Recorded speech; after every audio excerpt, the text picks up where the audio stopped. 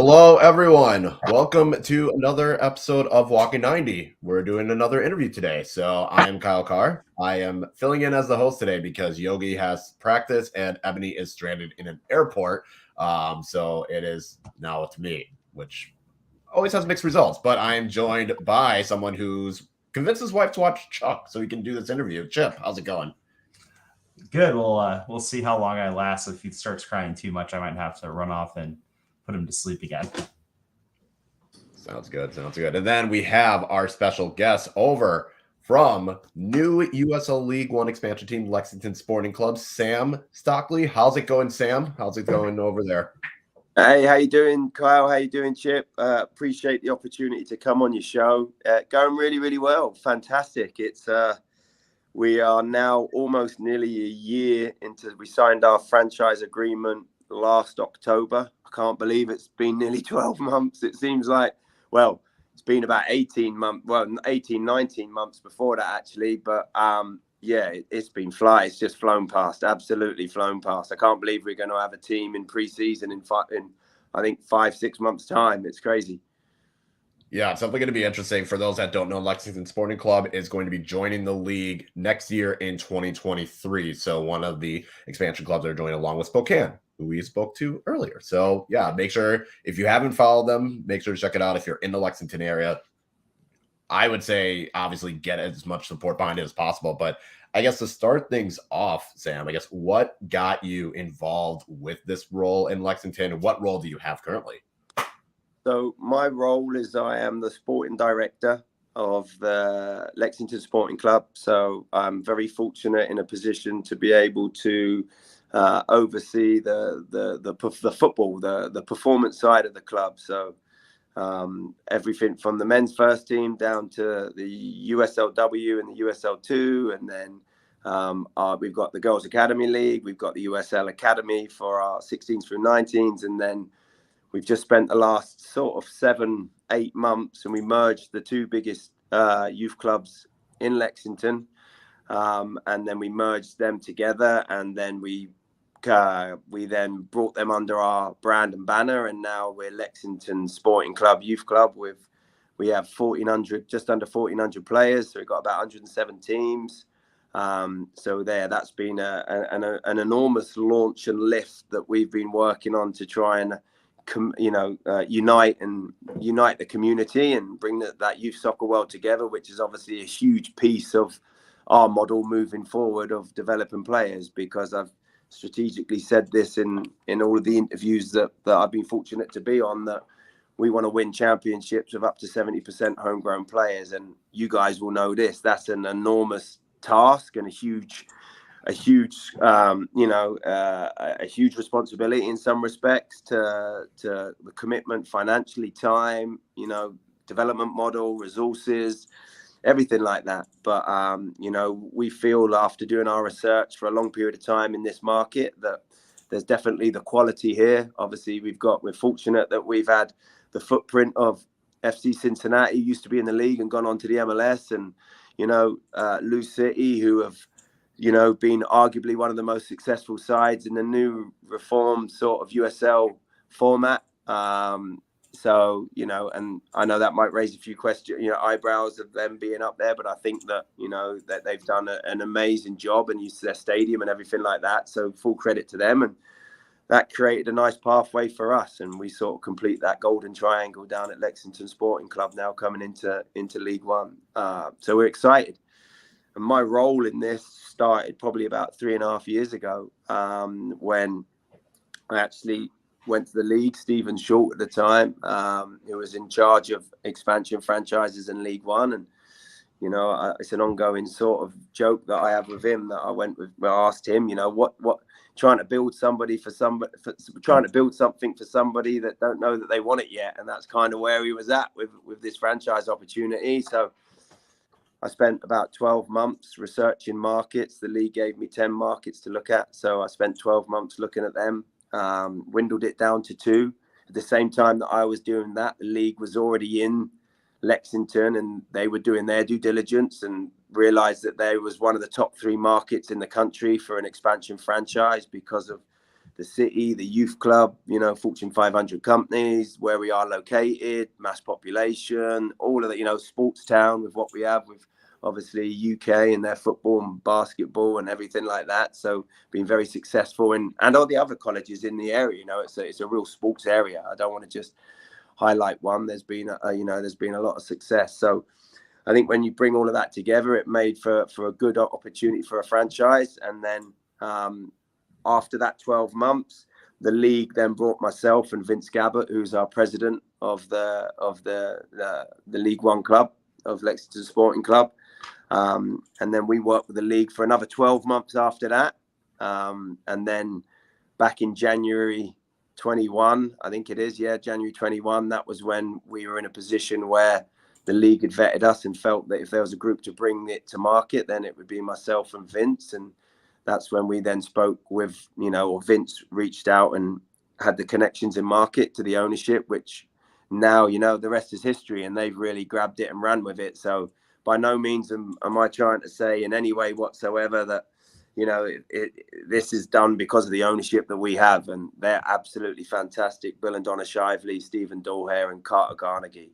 They've really ran with this and grabbed it. And to be fair to them, they were looking at other markets and being approached by other markets or groups to want to bring a pro club here, and it just hadn't sat right at the right time for them. And then I think all the chips fell at the same time, and here we are.